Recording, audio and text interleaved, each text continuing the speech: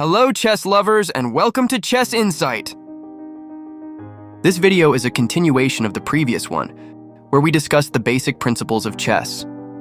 Now, we move on to the fourth principle, activating your pieces.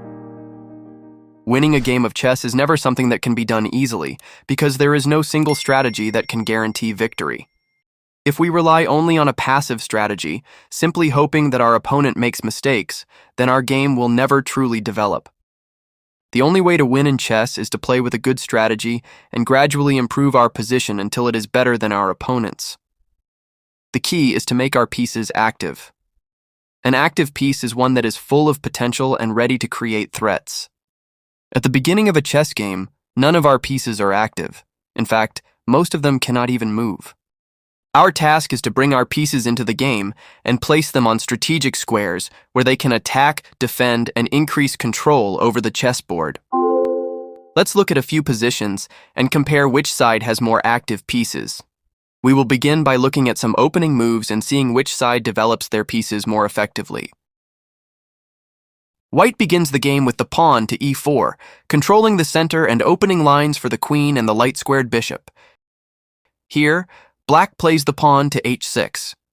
While this pawn does control the g5 square, it does not contribute to piece development. White then brings the knight to f3, activating it toward the center and controlling the key squares d4 and e5.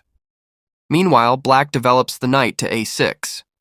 Yes, it is a development move, but it is far less effective compared to White's knight on f3. The knight on a6 does not control the center, it only covers 4 squares, b4, c5, c7, and b8. Compare that to the knight on f3, which controls 8 different squares, twice as many. This shows why it is so important to develop your pieces toward the center. Next, White places the bishop on c4, pointing directly toward the middle of the board and applying pressure to Black's weakest point, the f7 square. Notice also that White is ready to castle on the very next move. Black develops the knight to f6, but soon White's e-pawn will be ready to push forward and drive that knight back. If earlier Black had developed pieces to better squares, for example pushing the pawn to e5 and placing the knight on c6, then the knight from g could safely jump to f6 without worrying about being chased away. But in chess, we cannot take back a move once it has been played. This is why we must consider every move carefully and stick to the basic principles of chess. Now let's look at another example. Compare the white and black pieces carefully. Which side has more active pieces? First, let's examine White's position. Notice that White has 3 pieces deep inside Black's territory: a bishop on f6, a knight on d6, and a rook on c7.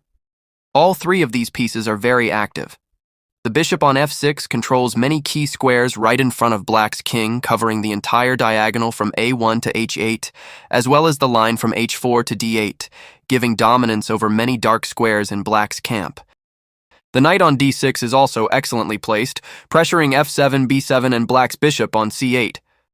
The white rook on c7 is attacking 3 of Black's pieces at once. The only white piece not inside Black's camp is the rook on d1, but even this rook is defending the knight and also controlling the open d-file.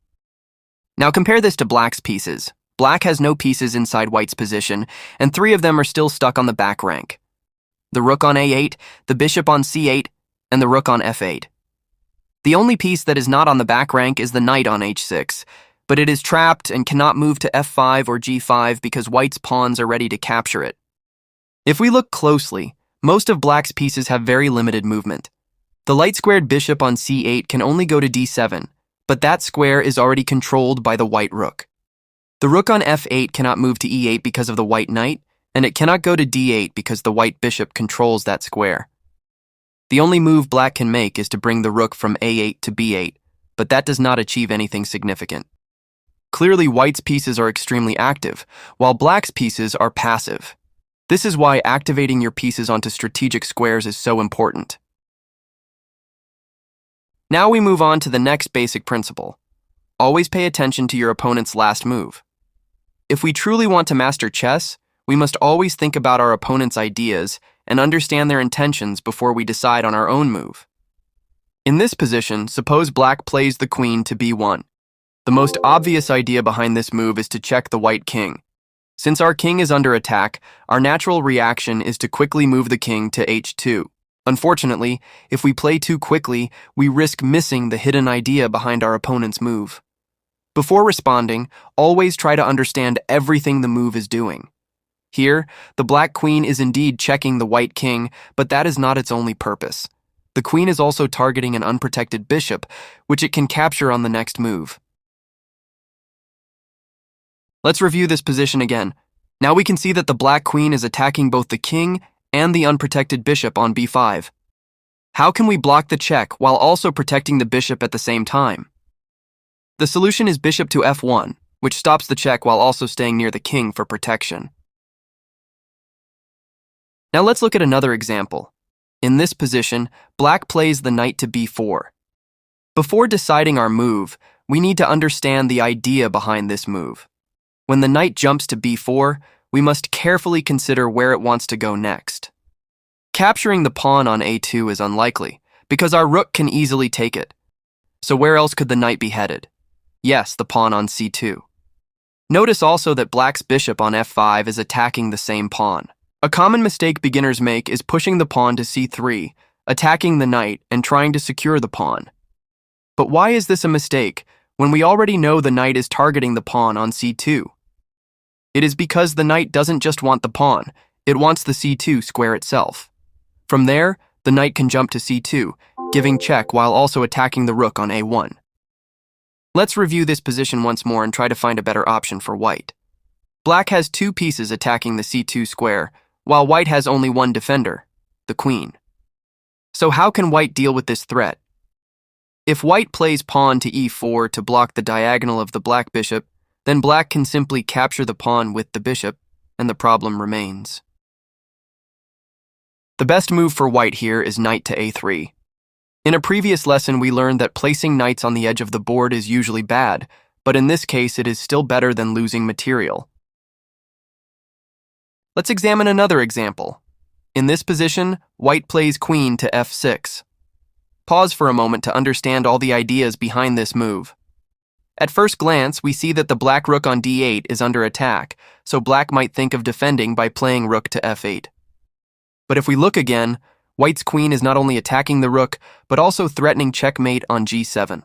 So playing rook to f8 would be a fatal mistake. Before deciding on a move, always ask yourself, what is the real idea behind my opponent's last move?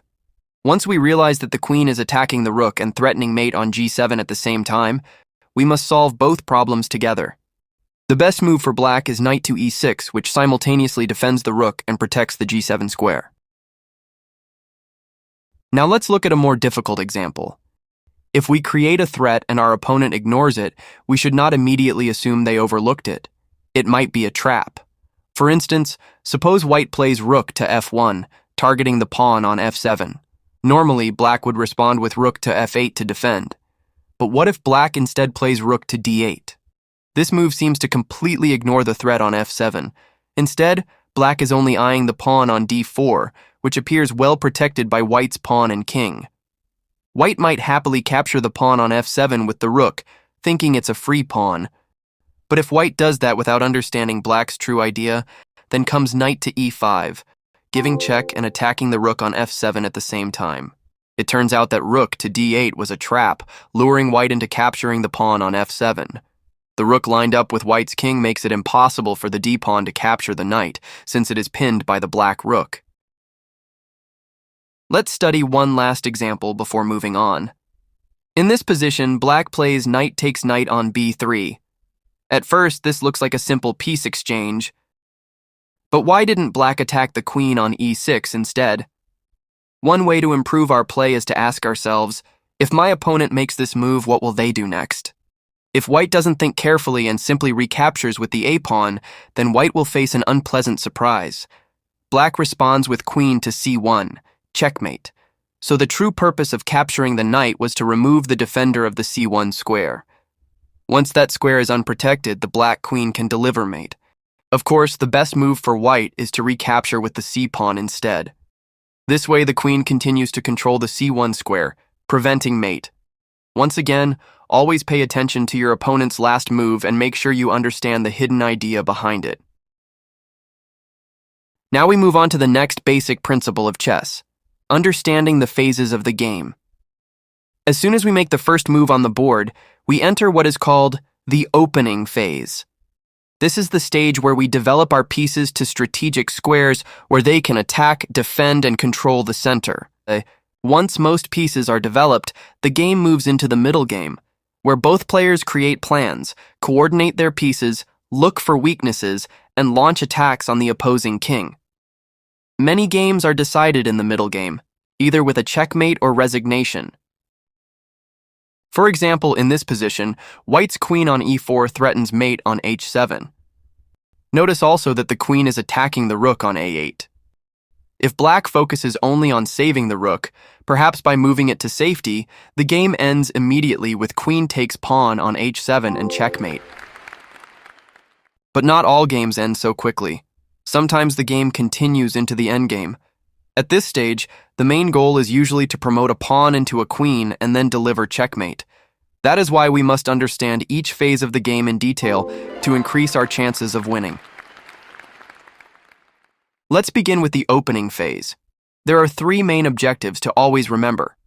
The first is to control the center squares, because the center is the most important part of the board. Specifically, the most critical squares are d4, d5, e4, and e5. The next layer of important squares includes c3, f3, f6, and c6. From the center, you can freely launch attacks anywhere. The second objective is to activate your pieces, bringing them to strategic squares. Pieces stuck on the back rank are almost useless, so bringing them into play is always a good idea. The third objective is to safeguard your king by castling, moving it away from the dangerous center. After castling, the game typically moves into the middle game. Here, we must create good plans and search for weaknesses in our opponent's position. This is also the stage where we should exchange pieces, making sure to eliminate the opponent's most active pieces. Whenever possible, trade off your opponent's active pieces for your less active ones.